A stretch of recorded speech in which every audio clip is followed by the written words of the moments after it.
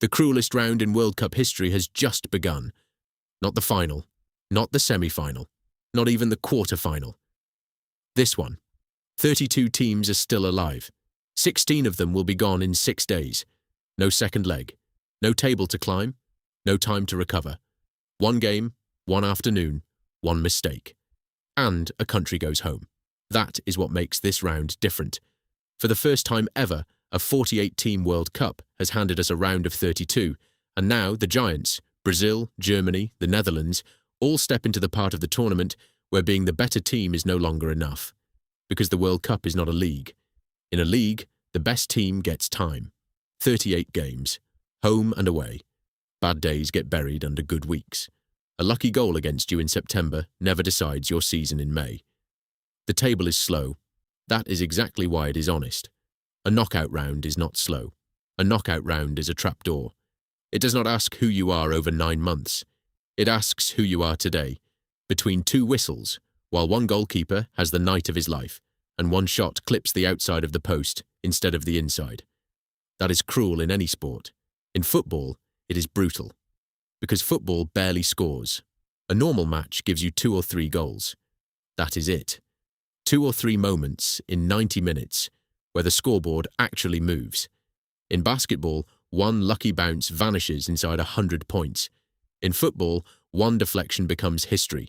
So the better team can dominate the ball, create the chances, live in the other team's half, and still be one counter-attack from extinction.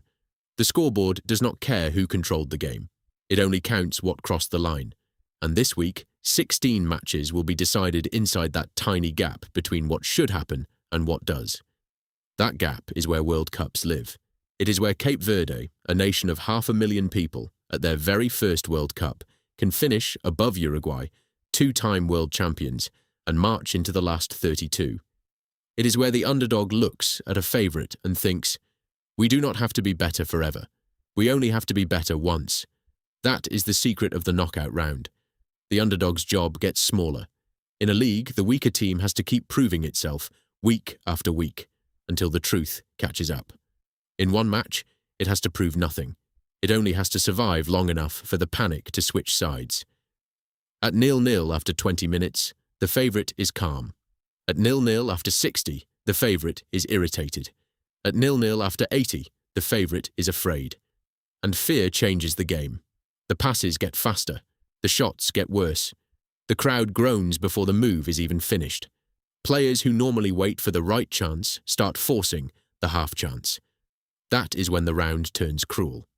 The longer the underdog survives, the less the match is about quality, and the more it is about nerve. Then extra time arrives.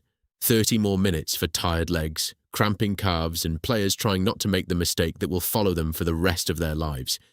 And if that still cannot separate them, football does the strangest thing imaginable. It takes a team sport, strips away the team, and turns the entire World Cup into one person walking 12 yards. Penalties. The moment everyone calls a lottery, because the truth is too uncomfortable. It is not random. It is pressure, memory, fear, scouting, body language, a goalkeeper trying to live inside your head. But it feels like a lottery, because after 2 hours of football, an entire nation's summer can tilt on one boot, opening half an inch too far. That is why this round is so dangerous, not because the giants suddenly become bad. They do not. Brazil are still Brazil.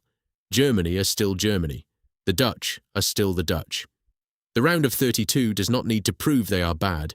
It only needs to find one afternoon where they are not perfect. One slow start. One inspired goalkeeper. One referee call. One shootout. One ball that hits the post and stays out. That is enough. And here is the beautiful part, which is also the cruel part. This is exactly why we watch. If the World Cup were built to find the best team with perfect accuracy, it would be a league. It would take months. It would be fairer, and it would be far less magical. Instead, it gives us this. 6 days where the strongest teams on earth have to cross a floor full of trapdoors, while every smaller nation gets one clean chance to pull the lever. So, when this round produces its first shock, do not act surprised. That is not the tournament breaking. That is the tournament showing you what it has always been. The World Cup does not crown the team that is best in theory. It crowns the team that survives reality. And reality is never fair for 90 minutes at a time.